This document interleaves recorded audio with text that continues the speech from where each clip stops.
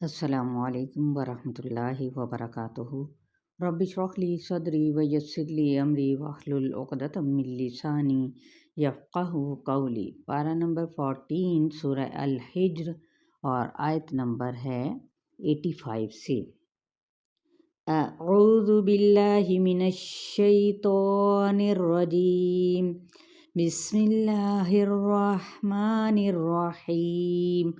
وما خلقنا السماوات والأرض وما بينهما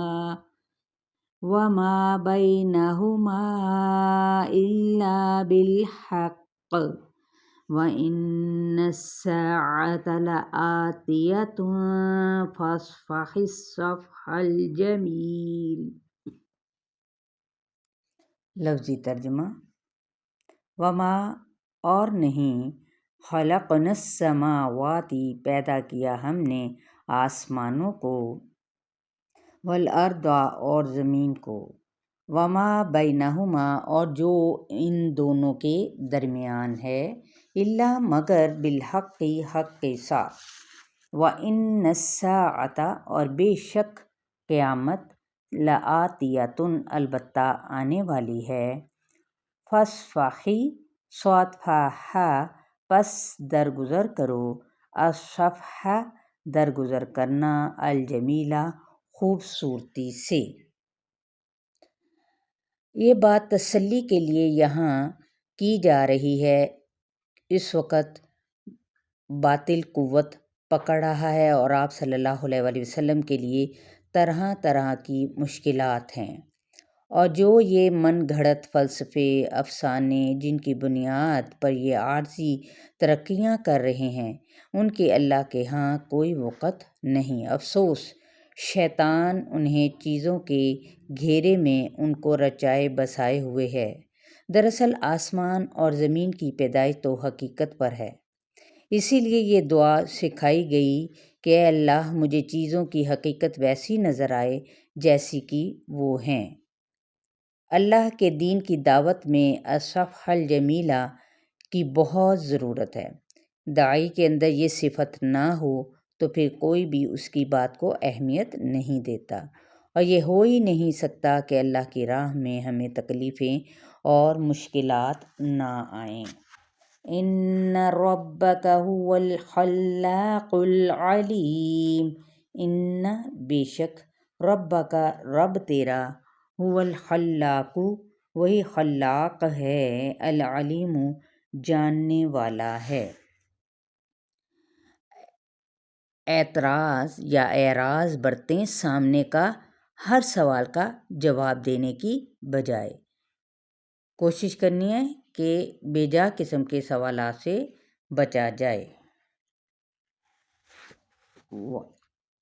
وَلَقَدْ آتَيْنَاكَ سَبْعًا مِّنَ الْمَثَانِي وَالْقُرْآنَ الْعَظِيمَ۔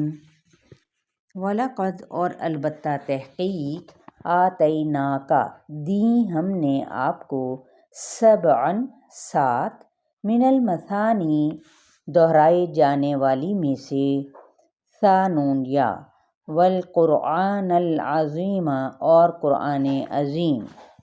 اب یہ سبع مثانی سے کیا مراد ہے؟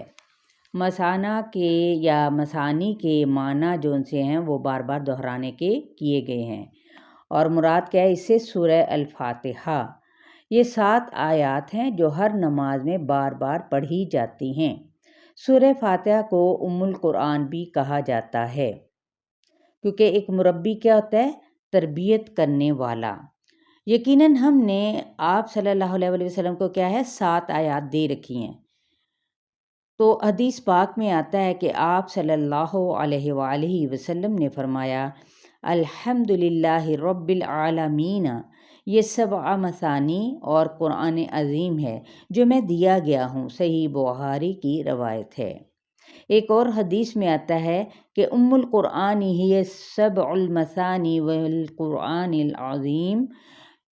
حوالہ مذکور سورہ فاتحہ قرآن کا ایک جز ہے، اس لیے قرآن عظیم کا ذکر بھی ساتھ ہی کیا گیا ہے۔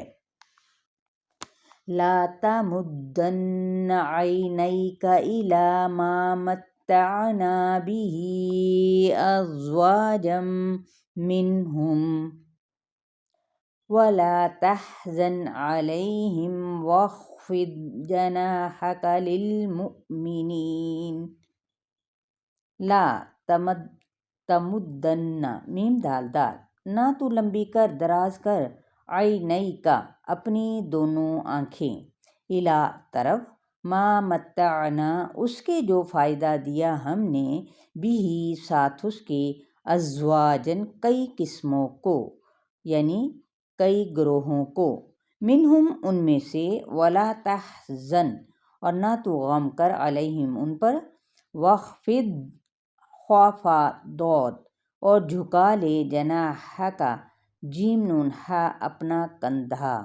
للمؤمنین مومنوں کے لیے۔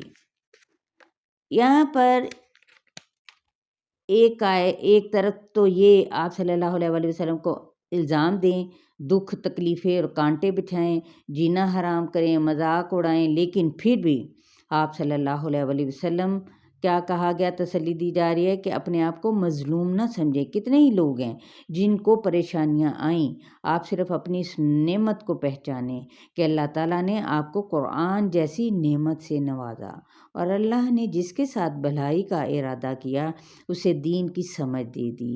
کتنی ہی ناروا بات ہو، اس پر غمگین ہونے کے بجائے اس نعمت کو اٹھا لیں اور پڑھنا شروع کر دیں۔ روحانی غم ہو یا جسمانی، یہ شفا کا کام کرتا ہے۔ لہٰذا آپ سب کو بھی کیا اس کتاب کے ساتھ جڑ جانا چاہیے، اور اس چینل کے اوپر آپ لوگوں کو انتہائی واضح الفاظ میں تجوید، اس کے قواعد سب کچھ بتایا گیا ہے، اور آپ جو لوگ نئے ہیں فوراً اس سے فائدہ اٹھائیں اور پیچھے کی طرف جائیں، اور اپنے لیے یہ ثواب سمجھتے ہوئے آگے بھی شیئر کریں۔ اور ساتھ ہی کیا کہا کہ کیونکہ یہ وہ کتاب ہے نا جسمانی طور پر بھی شفا کا یہ کام کرتی ہے، اور جو کچھ آپ کو ملا ہے وہ کوئی ختم ہونے والا نہیں۔ دنیاوی نمود و نمائش کی کمی ہو جائے تو نا امید ہونے کی ضرورت نہیں کہ فلاں کے پاس تو سب کچھ ہے اور اس کے پاس اچھی جاب بھی ہے۔ انسان جب دیکھیں دین کی راہ پر چلے تو احساس کمتری سے بچے۔ کندھے جھکائے رکھنے سے مراد کیا ہے کہ ان کے لیے نرمی اور محبت کا رویہ اپنائیں۔ کما وقل انی انا النذیر المبین، اور کہہ دیجئے انی بے شک میں النذیر المبین ڈرانے والا ہوں کھلم کھلا۔ چلیں آیت نمبر 89 تک آپ لوگوں کا لیسن ہے۔ السلام علیکم ورحمۃ اللہ وبرکاتہ۔